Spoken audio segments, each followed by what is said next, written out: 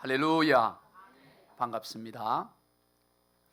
흔히 오병이어의 기적이라고 불리는 오늘 본문의 내용은 마태복음을 비롯한 사복음서에 모두 기록되어 있습니다.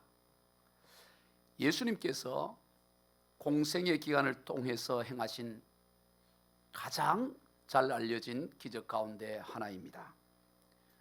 그리스도인들 가운데 오늘 본문의 내용인 보리떡 5개와 물고기 2마리로 장정만 5,000명을 먹이고도 12광주리가 남은 이 이야기를 모르는 사람은 거의 없을 것입니다. 그래서 오늘 본문으로 설교를 하기가 많이 부담이 됩니다. 그렇다고 해서 색다르게 설교를 할 능력이 제게 있는 것도 아닙니다. 그러나 하나님의 말씀은 단순한 교훈이나 지식이 아닌 생명과 활력이 있는 살아있는 말씀입니다. 그러므로 다 알고 있는 내용일지라도 읽을 때마다 또 들을 때마다 늘 하나님의 은혜가 임하는 것입니다. 할렐루야. 먼저 오늘 본문을 통해서 왜 예수님께서 이러한 기적들을 행하셨을까, 그것을 살펴보고자 합니다. 이러한 질문은 오늘 본문에만 국한되질 않습니다. 예수님께서 공생애 3년 동안 행하신 모든 기적들도 다 이러한 질문에 적용되어지지요. 왜 예수님은 기적들을 행하셨을까요? 제가 일반 대학을 다닐 때 어느 교수님이 수업 중에, 그분은 아주 불교에 심취한 분이셨는데 예수님과 부처님의 차이점에 대해서 말하기를, 예수님은 많은 기적을 행하셨지만 부처는 아무런 기적을 행하지 않았다고 하면서 기적을 행하지 않은 부처가 더 고상하고 더 위대하다라는 그런 식의 결론이었습니다. 이제 막 대학을 들어간 20살 난 청년인 제게는 그 말이 좀 매력적으로 들려졌어요. 혹 여러분 가운데도 그렇게 들려지는 분이 없지 않을까 걱정이 됩니다. 여러분, 왜 예수님은 기적을 행하셨을까요? 기적을 통해서 예수님께서 하나님의 아들 곧 그리스도임을 보여주기 위함이었을까요? 그래서 예수님을 잘 믿고 잘 따르게 하기 위해서 예수님께서 그 많은 기적들을 행하셨을까요? 그렇지 않습니다. 만약 그것이 궁극적인 목적이었다면 마귀가 돌덩어리로 떡덩이를 만들라고 했을 때 돌로 떡덩이를 만들 뿐만 아니라 얼음덩이로 만들어서 보여주실 수도 있었을 것입니다. 그 정도가 아니라 아예 팥을 넣어서 팥 빙수로 그 더운 무더위에 시원하게 드실 수도 있었을 거예요. 마귀가 높은 성전 꼭대기에서 뛰어내리라고 했을 때 그저 뛰어내리는 정도가 아니라 새처럼 훨훨 날아다니면서 그 능력을 보여주실 수도 있었을 것입니다. 그러면 마귀뿐만 아니라 세상에 많은 사람들이 다 예수님을 하나님의 아들이라고 믿으며 잘 따르지 않았겠습니까? 그런데 왜 예수님은 그러한 기적을 행하지 않으셨을까요? 또 왜 오늘 본문에서는 또 기적을 행하셨을까요? 예수님께서 기적을 행하신 궁극적인 목적은 그가 하나님이심을 보여주기 위함에 있지가 않습니다. 그런 왜 또 기적을 행하셨습니까? 바로 필요 때문입니다. 사람들의 필요 때문입니다. 그리고 그 필요를 채워주시고자 하시는 주님의 사랑 때문입니다.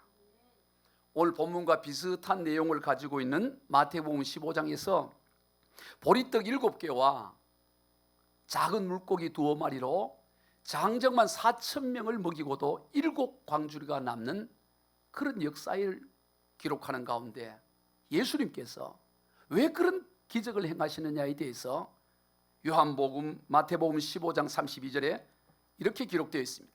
같이 읽습니다.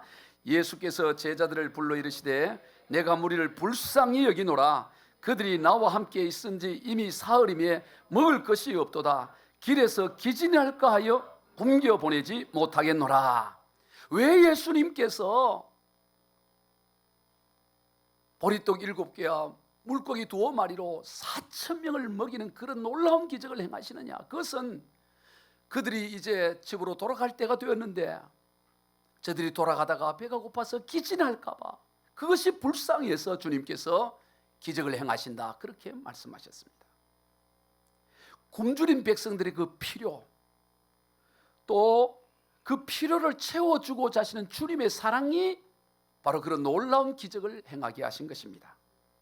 그 결과로 예수님께서 하나님의 아들이심, 곧 그리스도임이 그 결과로 드러났을 뿐인 것입니다. 본질적인 이유는 필요에 있습니다. 하나님께서는 우리 인간을 물을 먹어야 하는, 즉 물을 필요로 하는 존재로 창조하시고 물을 공급해 주십니다. 하나님께서는 우리 인간들이 양식을 먹어야만 살도록 그렇게 창조하시고 또한 양식을 공급해 주시는 것입니다. 필요에 따라 공급해 주시는 거예요. 즉 우리 하나님은 우리의 필요를 채워주시는 하나님이십니다. 일부 그리스도인들 가운데 하나님은 그저 우리의 영적인 부분에만 관심이 있는 것으로 이해하는 이들이 있습니다. 그리고 그것이 수준 있는 신앙이라고 여깁니다. 전혀 그렇지 않습니다. 도리어 하나님을 추상적이고 관념적으로 만드는 불신앙인 것입니다. 하나님은 우리의 모든 필요에 관심이 있습니다. 왜냐하면 하나님께서 우리를 이런저런 것들이 필요한 존재로 그렇게 창조하셨기 때문인 것입니다. 그래서 우리 하나님은 우리의 필요를 채워주시기를 기뻐하십니다. 마지못해 하시는 것이 아니에요. 우리가 지극정성을 보여야 하는 것도 아닙니다. 지성이면 감천이다가 아닙니다. 우리 하나님은 오직 필요에 응답하시는 하나님이십니다.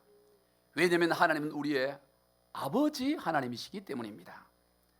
그러므로 이런저런 필요로 인해 염려할 것이 아니라 필요를 그저 기도로 바꾸기만 하면 됩니다. 예수님께서 마태복음 6장에서 우리가 믿는 하나님을 설명하시면서 저 하늘에 날아다니는 새를 보라고 하십니다. 저 새가 창고를 짓거나 무슨 수고를 하지 않음에도 불구하고 하나님께서 다 먹이시고 기르지 않느냐. 그리고 저 들의 백합화를 보라. 길쌈이나 어떤 수고를 하지 않음에도 불구하고 솔로몬이 입었던 어떤 영광스러운 옷보다도 더 아름답게 입히지 않느냐. 그러시면서 하시는 말씀이 하물며 너희일까 보냐. 그러시면서 염려하지 말 것을 말씀하셨습니다. 그런 데 있어서 하나님 아버지와의 관계성이 중요합니다. 믿고 신뢰하는 자세입니다. 오늘 본문에서 예수님께서 그것을 요구하고 계십니다. 수많은 군중들이 예수님께로 다가오고 있었을 때 예수님께서 빌립에게 우리가 어디에서 빵을